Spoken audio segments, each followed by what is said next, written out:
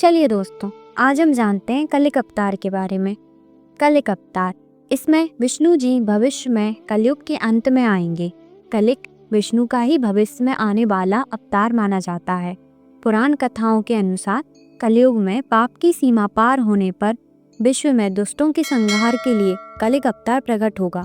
कलिक अवतार कलयुग के अंत में होगा। ये विष्णु जी के अवतारों में से ही एक है। जब कलयुग में लोग धर्म का अनुसरण करना बंद कर देंगे, तब ये अवतार होगा। कलिक की कथा कलिक पुराण में आती है। इस पुराण में प्रथम मार्कंडेय जी और शुक्रदेव जी संवाद का वर्णन। कलयुग का प्रारंभ हो चुका है, जिसके कारण पृथ्वी देवताओं के साथ विष्णु के सम्मुख जाकर उनसे अवतार की बात कहती है। भगवान विष्णु के अंश रूप में ही संबल गांव में कलिक भगवान का जन्म होता है। उसके आगे कलिक भगवान की दैवीय गतिविधियों का सुंदर वर्णन मन को बहुत सुंदर अनुभव कराता है। भगवान कलिक विवाह के उद्देश्य से सिंघल द्वीप जाते हैं, जहां जल क्रीड़ा के दौरान राजकुमारी पद्मावती के साथ परिचय होता है। देवी पत्नी का विवाह कलिक भगवान के साथ ही होगा, अन्य कोई भी उसका पात्र नहीं होगा। प्रयास करने पर वह स्त्री रूप में परिवर्तित हो जाएगा। अंत में कलिक व पत्नी का विवाह संपन्न हुआ और विवाह के पश्चात वे स्त्रीत्व को प्राप्त हुए।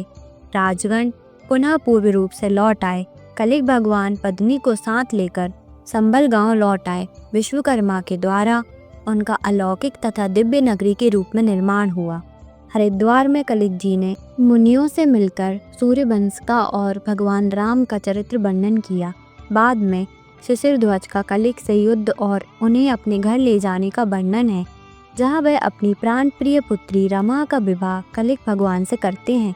उसके बाद इसमें नारद जी आगमन तथा विष्णु यश का नारद जी से मोक्ष विषयक प्रश्न, रुक्मणी व्रत का प्रसंग, अंत में लोक में सतयुग की स्थापना के प्रसंग को वर्णन किया है। यह शुक्रदेव जी की कथा का ज्ञान करते हैं। अंत में दैत्यों के गुरु शुक्राचार्य की पुत्री देवयानी और शर्मिष्ठा की कथा है। इस पुराण में मुनियों द्वारा कथित श्री भगवत जी गीता तत्व का वर्णन भी किया गया है। 5 लक्षणों से युक्त यह पुराण संसार को आनंद प्रदान करने वाला है। इसमें साक्षात विष्णु स्वरूप भगवान कलिक के अत्यंत अद्भुत क्रियाकलापों का सुंदर वर्णन किया गया है। अगर कहानी पसंद आई हो तो लाइक और सब्सक्राइब करना ना भूलें।